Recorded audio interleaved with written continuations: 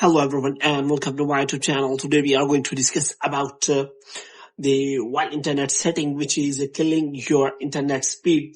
So we will discuss about the setting which are killing your internet speed, and if you fix that internet setting, then your internet speed will be boost, and you have to simply watch this video completely if you want to know about that.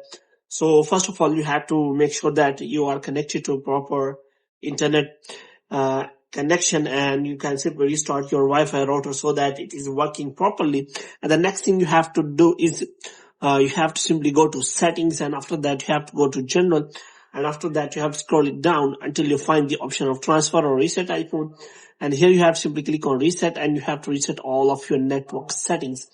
And after resetting all of your network settings, what you have to do now, you have to go to settings again, and you have to go to the Wi-Fi settings.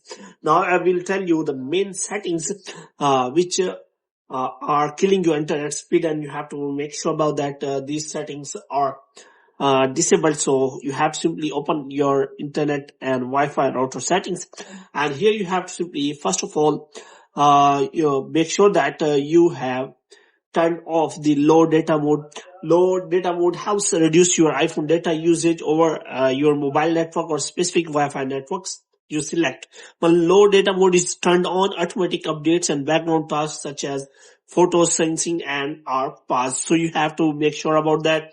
Moreover, you can simply make sure about that you have turned on the limit IP address tracking. So you have to turn this toggle on so that your IP address is not tracking. So the next setting is you can simply check your DNS settings.